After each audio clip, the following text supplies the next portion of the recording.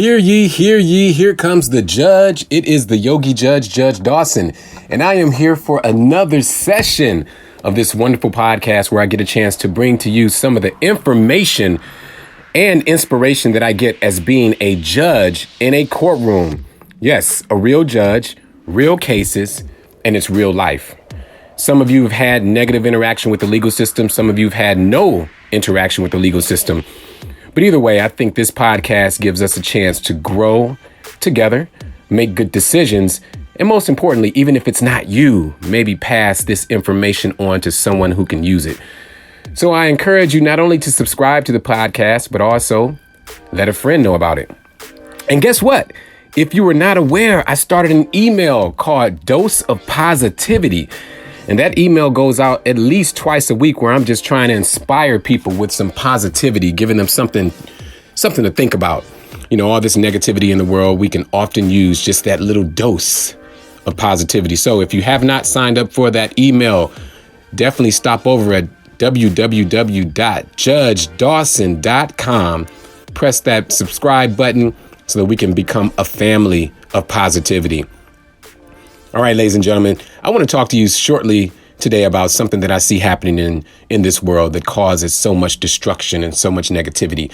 And that is our failure to realize the power that we have in our mind. It's the failure to realize the power that we have over our thoughts and our attitudes, which ultimately means we have power over the responses that we create. And you know, the creation of your response is what happens and what determines the direction of your life. If you are in court and you have a bad response to the judge, that's going to cause a certain reaction, right? A certain set of circumstances. If you are pulled over by police and your response is bad, that's going to cause a certain set of circumstances. If you are in a relationship and the two of you don't quite agree, but your response is wrong, then that's going to create a certain set of circumstances. But here's the good news. Here's the good news. Let me tell you something about what you have and the value of it. It doesn't matter what the economy is doing. It doesn't matter what level of stock market it's closed at. Let me tell you something. You have the most valuable piece of real estate ever. You have the most valuable power ever. And that is that real estate that's in between your ears, your mind, your ability to control your thoughts and your actions. And it really doesn't matter where you are in life. Like, for instance, if you are in a bad relationship, you still can control your thoughts and your actions. You can still control your mind. If you are in jail, I mean, come on, let's be real about it. Some of us have family members who are locked up, who are incarcerated. The same thing is true. Though they are locked up physically, they are not locked up mentally, or they don't have to be locked up mentally. And that's what this podcast is about. And in this short time, I want to bring to you a couple of points so that you can begin to realize your most valuable potential. And the first thought is that your mind operates like the earth, planet Earth. And I've heard this said before. It's not an original thought. It's just an original application. Whatever you plant in the earth and you fertilize it properly, it's going to grow. I mean, how many times have you noticed that weeds just grow out of nowhere because the earth is so fertile? And at the same time, if you plant your favorite plant or your favorite tree and you fertilize it properly, it's going to grow. Your mind has the same capability.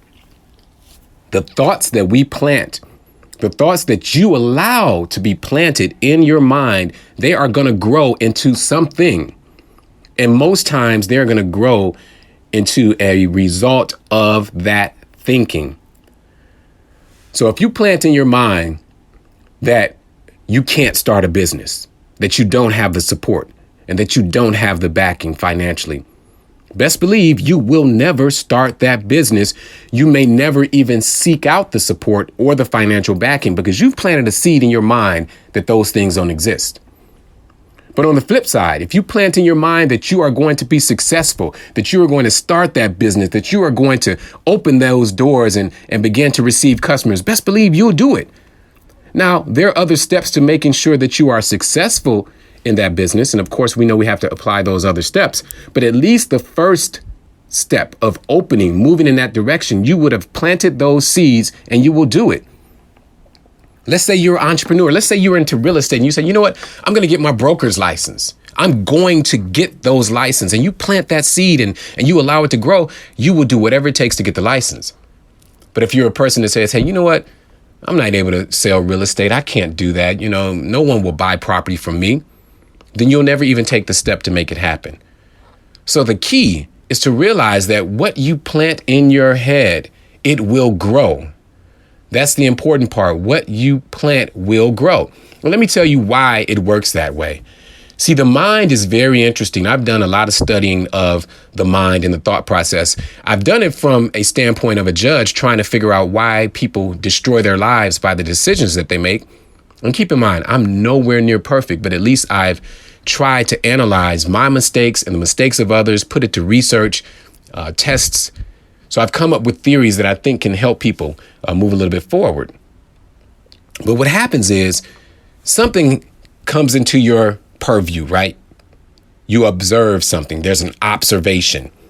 And then immediately from that observation, there is a thought. And that's a conscious thought. That's in your conscious mind. You are thinking about something. And then eventually those thoughts can become planted in that fertile ground called the subconscious mind. See, the subconscious mind is where you hold those deep, lasting, automatic thoughts and automatic perceptions. And it's those automatic thoughts and automatic perceptions that guide your life. It's those thoughts and perceptions that give you responses that either help you or hurt you.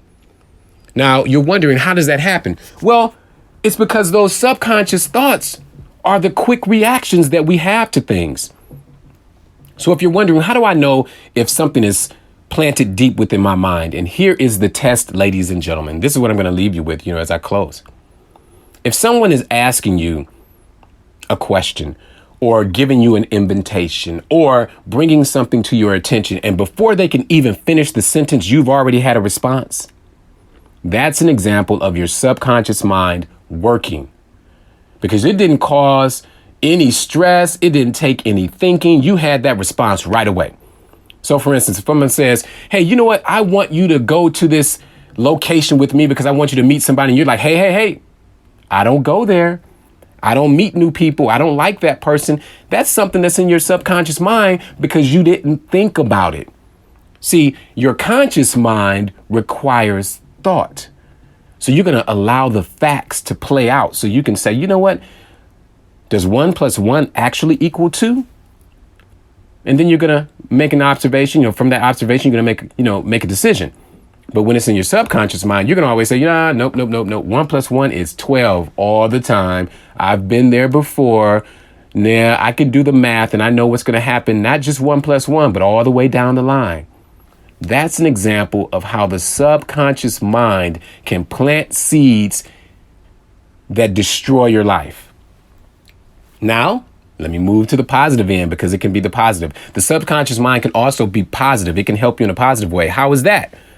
Well, when you're walking down the street or you're jogging through the forest or a park, let's say a park. Not many people live near forests, right? Let's say you're jogging in the park and you see a rattlesnake or something come in your path. Your subconscious mind is going to immediately tell you to get out the way. You don't have to think about it. You don't have to debate about it. You don't have to add it up. It will happen immediately. So that's the example of how sometimes the subconscious mind can be powerful. So my prescription for you today, my here comes the judge, my ruling for you today is just simply this. On the most basic level, begin to monitor your thoughts.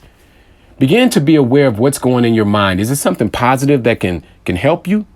Or is it something negative that's going to destroy your opportunities and your elevation? And then once you begin to monitor your thoughts, start to determine whether or not you are operating from your conscious mind, where you're adding things up, making good decisions based on information, or are you operating from your subconscious mind that's kind of automatic and it holds all the things you've been taught and told through all your life? And believe it or not, ladies and gentlemen, some of those things are not true. Some of those things are limiting, but you have unlimited capability. While we are here on this earth, You have the ability to accomplish any goal and every goal that you want. Now, maybe not at the same time, and maybe it's going to take a lot of work, but the starting point, the jump off, is in your thoughts and in your mind. All right. It is the Yogi Judge, and I am just here to inspire and bring as much information as I can. You know, I don't want to keep you long, and I don't want to tell you anything wrong. So I'm doing my absolute best to be of value to you. So if you found any of this message to be of value, share it with somebody. You know, have someone else subscribe and listen to the podcast, or subscribe to my Dose of Positivity email. Again, all you have to do is visit www.judgedawson.com, and we can continue to grow as a family. Ladies and gentlemen, thank you so much for tuning in. I am going to leave you with that for this week. Please continue to be the absolute best you can be. Here comes the judge. It's the Yogi Judge, Judge Dawson. And as I often like to end, until we meet again, namaste.